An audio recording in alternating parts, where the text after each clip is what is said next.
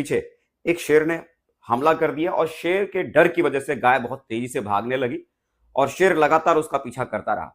और अचानक दोनों दौड़ते दौड़ते एक गहरी खाई में गिर गए, जहां चारों तरफ दलदल था। दोनों ने, गाय ने भी बहुत जोर से छटपटाकर उस दलदल से निकलने का प्रयास किया और शेर ने भी लगातार उस दलदल से निकलने का प्रयास किया, लेकिन उसने देखा कि जितना वो हाथ पैर दोनों चला रहे थे, लेकिन उसके बावजूद निकल नहीं पा रहे थे।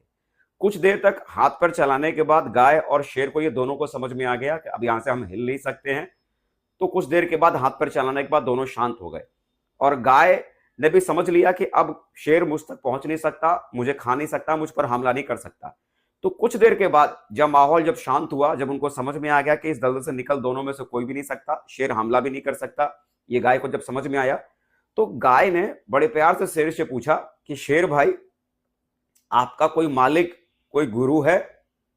तो शेर बड़ा जोर से हंसा, बोला क्या मजाक करती है, मेरा कौन मालिक हो सकता है? तुझे पता नहीं मैं कौन हूं? मैं तो जंगल का राजा हूं। शेर का भी कोई मालिक होता है क्या? तो गाय बेचारी मुस्कुराई और उसने बोला कि देख, मेरा एक मालिक है, मेरा एक गुरु है। अभी शाम का 5 बजे का वक्त हो रहा है और मेरे मालिक को मालूम है कि शाम 5 बजे तक मैं घर पहुंच जाती हूं, और 5 बजे तक मैं घर नहीं पहुंची तो अगले 10 मिनट के बाद मालिक मुझे ढूंढता हुआ जंगल में निकलेगा और 15 से 20 मिनट तक 15 से 20 मिनट के बाद वो ढूंढता ढूंढता इस जगह तक वो पहुंच जाएगा और मुझे इस दलदल में फंसा हुआ देखकर वो रस्सी फेंक कर मुझे बाहर निकाल लेगा। लेकिन तेरा तो कोई मालिक नहीं है। तो मुझे बता, जब तेरा कोई मालिक नहीं तो इसका मतलब आज तो तेरा मरना इस दलदल के भीतर तय है।